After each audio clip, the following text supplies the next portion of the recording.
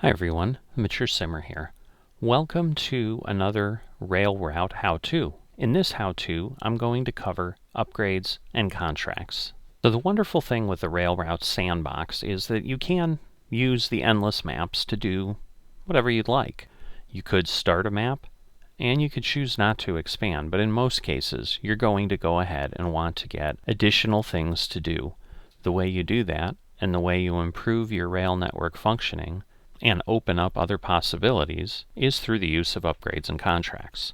If you select the Upgrades button, you're going to see that there are 4 types of system upgrades: contracts, automation, controls, and interface.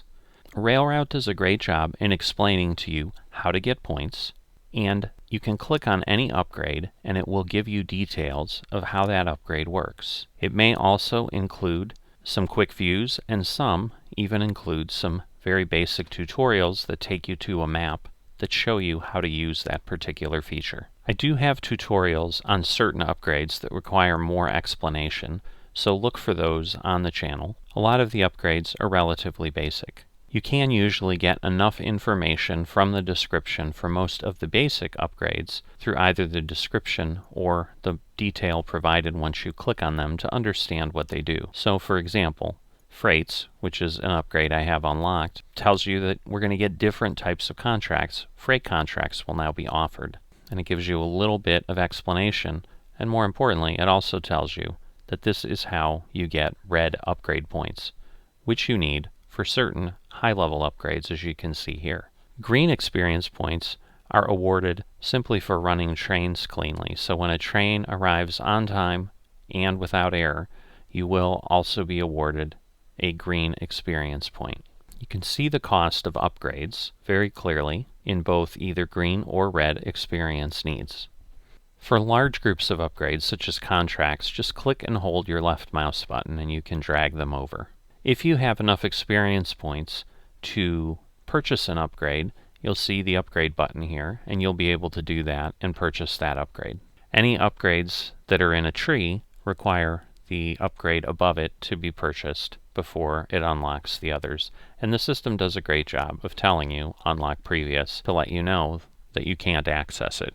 The most useful and typically the upgrades that most people will focus on first are the automation upgrades, so that you can go from having to do everything manually when you begin a map to having some automatic assistance. So as you can see, there's upgrades for routing, auto-accepting and auto-reversing trains, and so forth. The controls upgrades include giving you ability to access additional controls such as faster track, tunnels, and increasing station limits, or the number of stations you can buy. At times on the map, you'll get to a point where it will tell you you're unable to expand stations until you purchase an upgrade. Finally, there are interface upgrades. These are probably of questionable use, but they are relatively inexpensive. The contracts button will show you offered contracts and also let you get to your active contracts. So you can see here I have a freight contract available. That's because of the freight upgrade that I have enabled. And I have a commuter train that I can take and work with as well. As you run, you can take up to the maximum number of contracts. By default, there are 3. If 3 contracts fill, you will not get new contracts. So you can see one contract has showed up. So we can go take a look at that. So there's also intercity contracts, which are basically trains that pass through very quickly. Keep in mind you're going to want to look at the speed on your rails to see if you can achieve this, because otherwise you're not going to get anywhere near this 16,000. So you can see I have 2 contracts now. The 2 did show up. I did have a contract that was sitting in the queue. So this contract here shows an important feature. You'll see text in orange if you're missing something to accept this contract, and you actually cannot click on the accept button. So in this case, I need to build a coachyard, which is a upgrade as well, in the destination area to accept this. So you should decline contracts you have no intention of accepting to clear out your queue and give yourself room. So an important thing to understand is how contracts, like commuter contracts, specifically work. Freights are one-time contracts that you can take that require you to just run the train, and that's what's waiting on these lines here, our freight trains.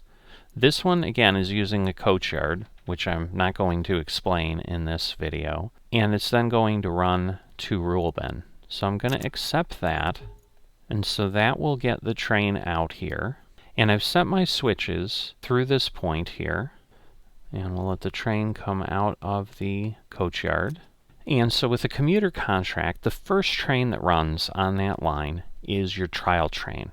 It will establish what your payment will be if you choose to accept the contract. So even though we did accept the contract, we will have another opportunity to accept and decline in the future based on how we perform. So I'm only opening switches to this level at this point because we have a long transfer section, and there may be other trains, as we see here, that come through in the interim, where if I went through to a platform, I may block myself. I'm going to keep the other trains running, so this gives you an example of how you're doing things in actual gameplay.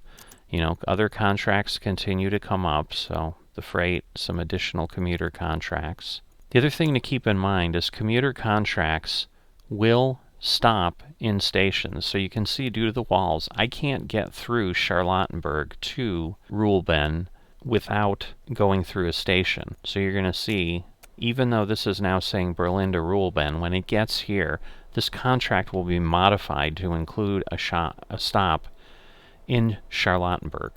So that's important to understand. So now you can see it got added in because that will slow us down and therefore will decrease our payment. This is telling us here we've got a trial train, and then you can take a peek on what's happening. So I'm going to go ahead and just run this straight into platform 3.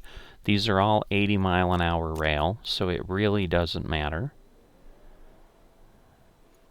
And at this point, it's going to stop for a minute at the end, and we've got enough time that we can get that in. So it's also important when you're accepting contracts to look at your timeline and make sure that when this trial train is running, you're able to insert that train appropriately into your schedule, because otherwise you're going to have conflicts when it goes forward. So here you go. We've completed the trial for this contract.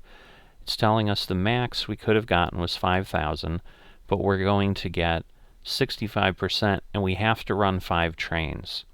There's some penalties, but it's telling us based on our performance, we average 51 instead of 77 kilometers. It'll pay us 65% of that, basically 3,300. And the nice thing with these contracts is we get a green and a red experience point.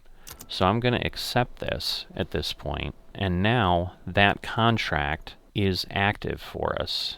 So the last piece in this lesson is if we go to active contracts, this shows you contracts that you've got working. The state's either going to be active or fulfilled in most cases. So freight contracts obviously stand out. They're individual contracts that are there to work on. Then the commuter contracts, you can see I have 5 that I need to do, but I did 11. So at this point it's fulfilled. So if I go ahead and reject this contract, there's no penalization.